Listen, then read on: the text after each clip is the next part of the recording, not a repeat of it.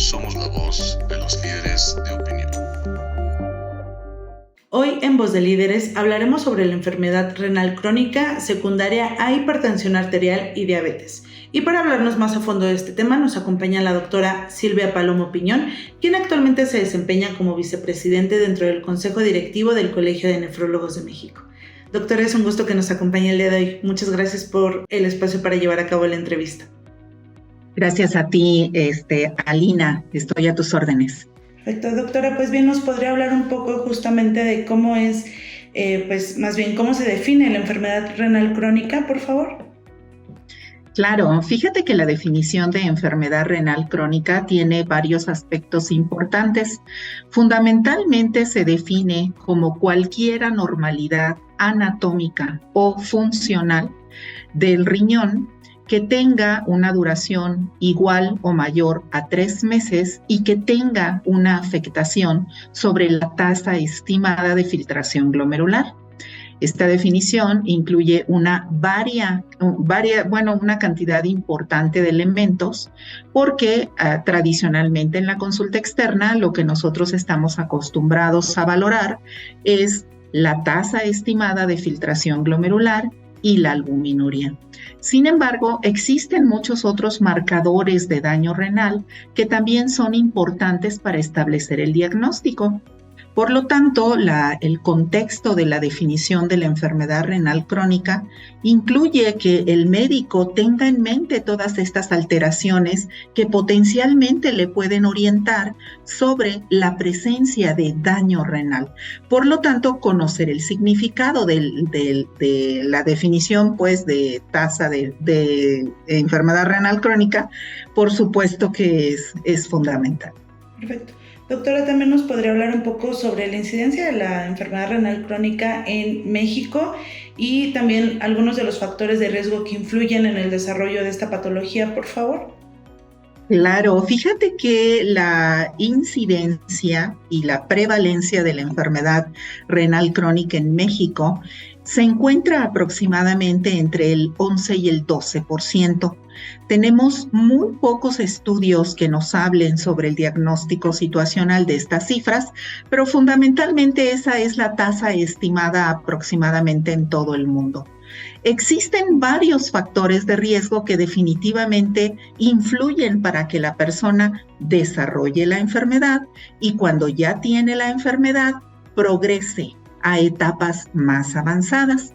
Los factores que favorecen la enfermedad renal crónica son muy sencillos. Fíjate que el primer factor de riesgo es el tabaquismo. El tabaquismo es una adicción que sí o sí no se lleva con el riñón. Por lo tanto, la población debería de saber que fumar no solamente es un factor de riesgo para otras enfermedades, sobre todo las cardiovasculares, sino que favorece el desarrollo de enfermedad renal en presencia de otros factores. ¿Cuáles son esos otros factores? Bueno, sí o sí el tener comorbilidades como la diabetes o la hipertensión que por sí solas presentan enfermedad renal. Un tercer factor de riesgo es tener antecedentes heredofamiliares de enfermedad renal. Esta parte es muy importante porque muchas veces el paciente piensa que, el que tiene enfermedad renal es mi papá, o es mi tío, o es mi primo, pero no se da cuenta que esos antecedentes heredofamiliares puede ser que tengan un impacto negativo en él. ¿Por qué? Porque hay muchas enfermedades nefrológicas que tienen un carácter familiar. No un carácter hereditario, aunque también las hay, pero sí un carácter familiar. Entonces, ese es el tercer factor de riesgo importante. El cuarto factor de riesgo que poco se habla en las comunidades no nefrológicas es justamente el peso bajo al nacer. ¿A qué me estoy refiriendo? Todos los recién nacidos de término que tengan menos de 2.5 kilogramos no desarrollan el millón de nefronas por riñón que habitualmente tiene un producto de mayor peso. Por lo tanto, cuando nacen gemelitos, trillicitos, cuatrillizos, embarazos múltiples, pues no deberíamos de felicitar tanto a los papás, sino además de la felicitación, traer a los papás y decirles, oye, fíjate que este pequeñito tiene esta condición. Si desarrolla en el transcurso de la vida algunas otras condiciones, como el tabaquismo, pues entonces el negocio no se ve bien, ¿no? Entonces, el peso bajo al nacer en un producto de término menor de 2.5 kilogramos, pues sí es un problema. Hay otro factor de riesgo súper importante, Alina, y es el sobrepeso o la obesidad. Fíjate que antes pensábamos que estar gorditos pues estaba padre, ¿no? Pero pues ahorita sabemos que no. O sea, esos kilitos que tenemos de más son verdaderamente un lío. Entonces, antes el capítulo de enfermedad renal o de riñón y obesidad era así. Ahora, el capítulo de obesidad y riñón es así.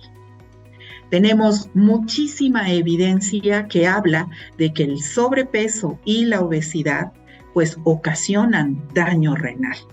Y finalmente, un factor de riesgo muy discutido, pero muy polémico, ha sido la alta ingesta de sal. Es decir, nuestro cuerpo está diseñado para conservar la sal que normalmente ingerimos o producimos. Por lo tanto, no necesitamos más sal. Y existen algunas personas que particularmente son muy sensibles a la sal. Entonces, sabemos que la sal en nuestro país es un gusto adquirido, ¿sí o no? Entonces, imagínate, nuestro país es líder en obesidad en el mundo. Nuestro país ingiere mucha más cantidad de sal que la que realmente necesitamos, porque es un gusto adquirido, ¿no? No somos los líderes en el tabaco, no lo somos. Los europeos fuman más que nosotros, pero sí somos los líderes en las otras cosas, en el sobrepeso, en la obesidad, en la ingesta de sal, en el sedentarismo, en la prevalencia de diabetes, en la prevalencia de hipertensión. Por lo tanto, mi querida Alina, si tú me preguntas, ¿quién de la población general se salva de estos factores de riesgo?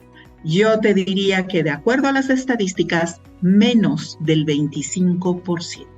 Doctora, también un tema, nos podría comentar también algo bastante interesante, que es los principales signos y síntomas de la enfermedad renal, justo pues lo primero que nos puede alertar que posiblemente nuestros riñones no están funcionando como deberían. Claro. Fíjate que una característica muy importante de la enfermedad renal crónica es que se va instalando silenciosamente.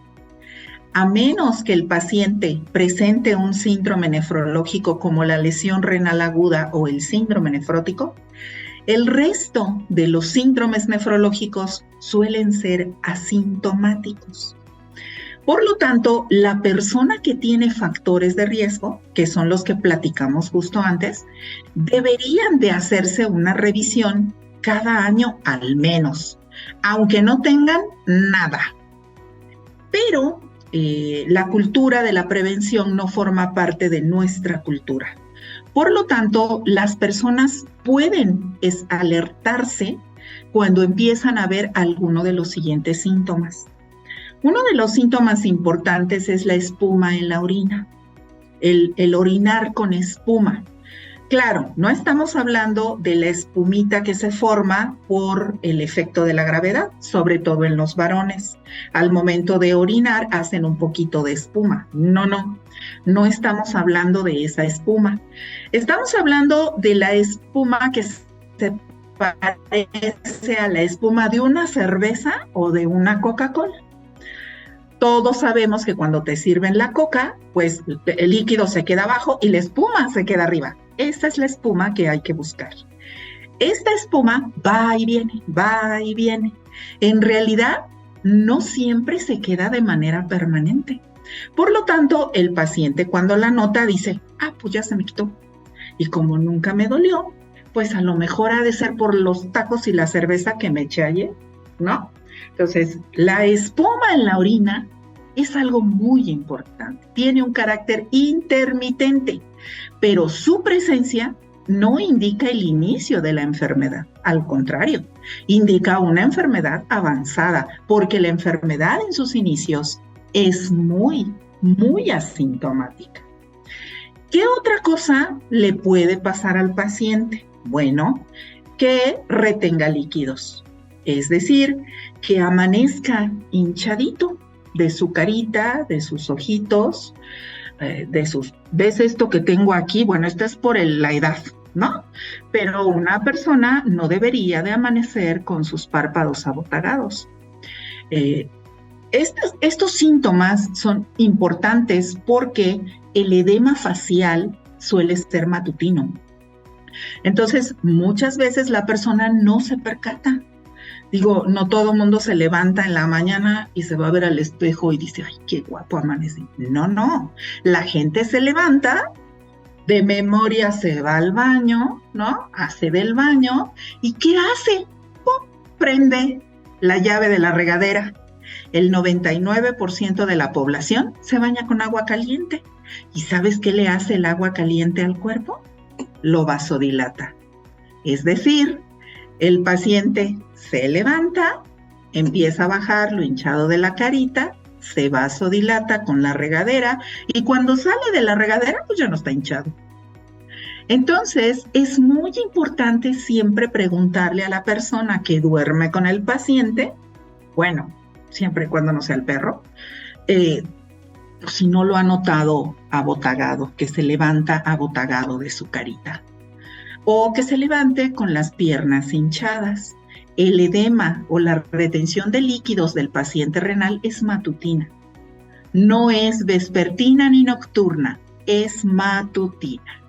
Entonces, fíjate cómo estas costumbres nuestras del día a día, pues a veces pueden enmascarar un síntoma temprano. Por eso es muy importante interrogar al familiar. Bueno, ese es el segundo síntoma evidente.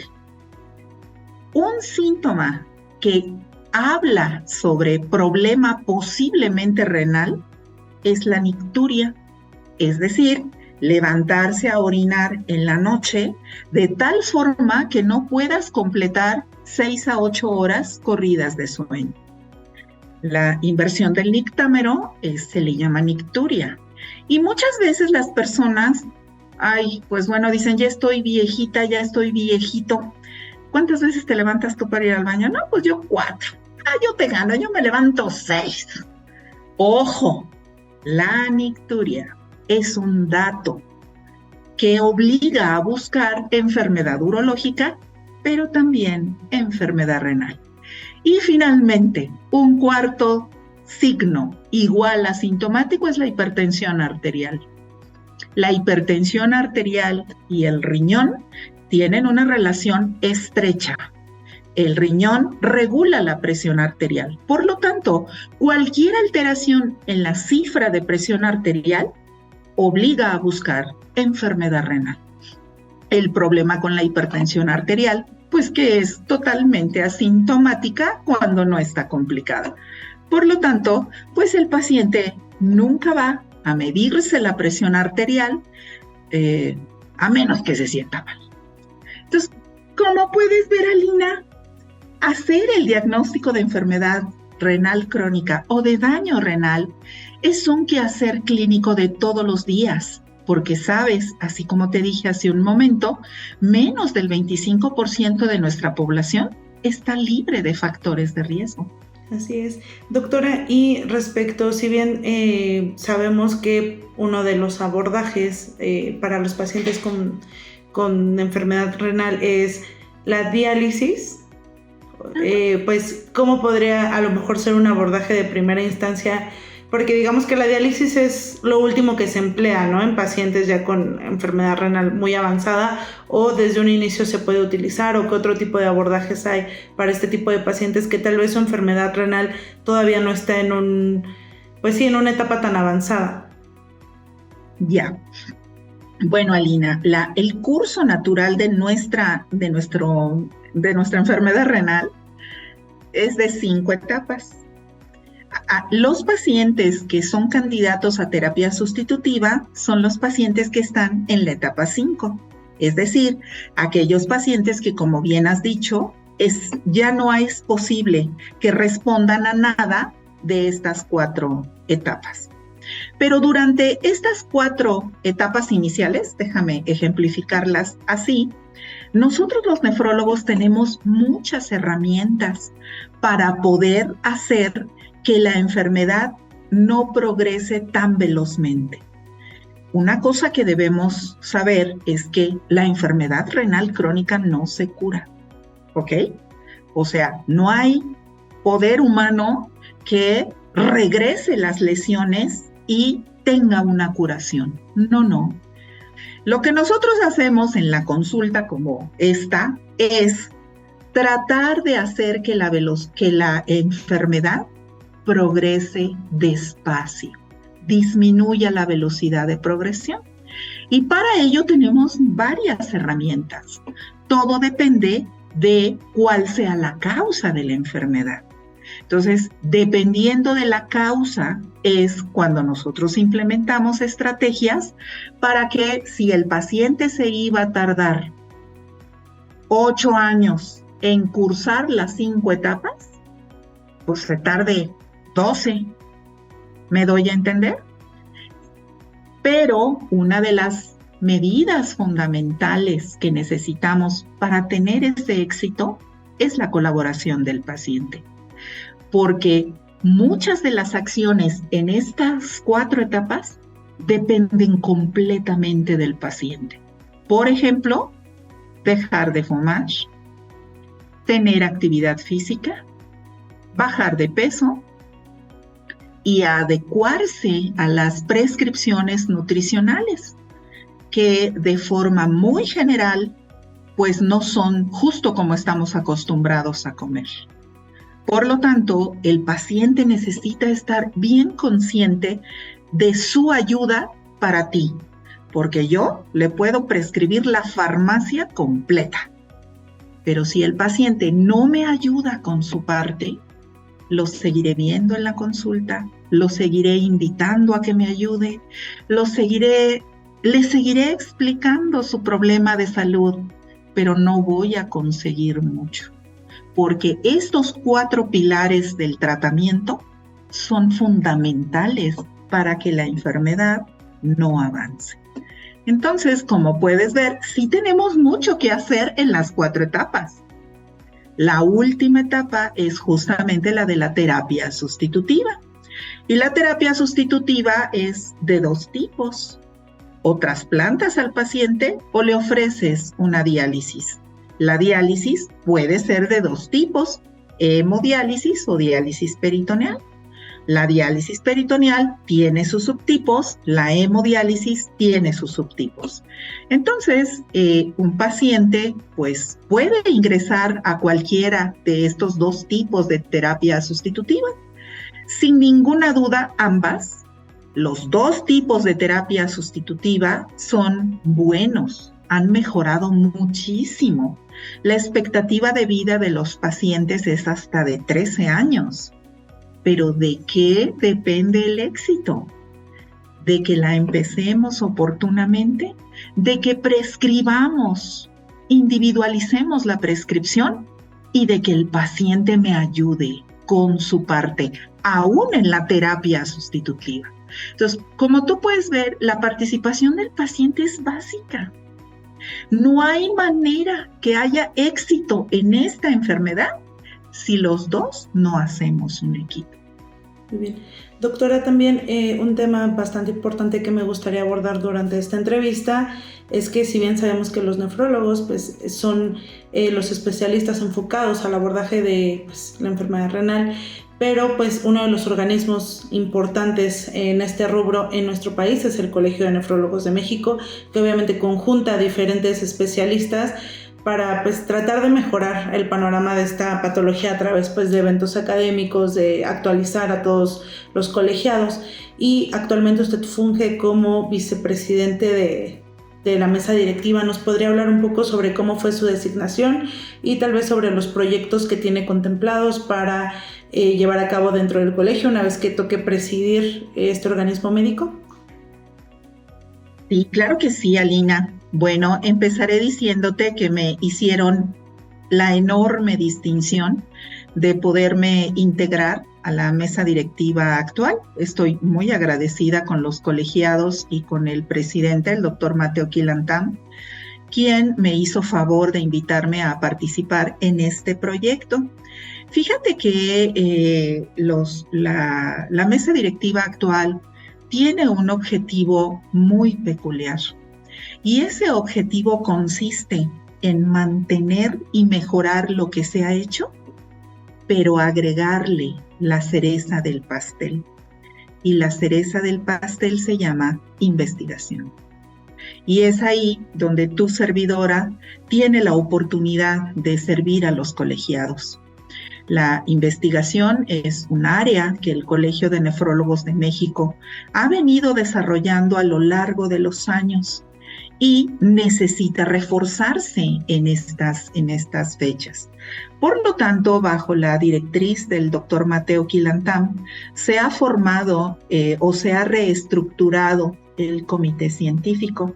El comité científico es un comité que existe desde hace muchos años y su labor fundamental ha sido la de colaborar con todos los aspectos académicos del colegio. Sin embargo, al comité científico se le ha designado ahora tener productividad científica. Desde que nos hicieron el favor de elegirnos en este periodo, nos dimos a la tarea, pues, de organizar la escritura de un posicionamiento científico, el cual pronto verás publicado. El posicionamiento científico habla acerca de las estrategias diagnósticas y terapéuticas de la enfermedad renal diabética. El posicionamiento ha sido ya concluido, hemos terminado con la elaboración del manuscrito y en este momento me encuentro en el periodo en que estoy traduciéndolo al inglés y estoy solicitando la ayuda de un corrector de estilo para que me ayude a ponerlo como Dios manda. La intención es enviarlo a una revista internacional con el objetivo de que pueda servir de consulta para más personas en México y Latinoamérica. Entonces, el posicionamiento ya está. De verdad, me daría muchísimo gusto avisarte cuando ya esté publicado y compartirte una copia. Y la segunda cosa que hemos trabajado desde que nos conformamos es la escritura de un libro sobre trasplante renal. El libro de trasplante renal también ya está en marcha. A finales de agosto tenemos como fecha límite para entregar casi los 29 capítulos de los que constan, los cuales van desde el antes y el después del trasplante renal en México.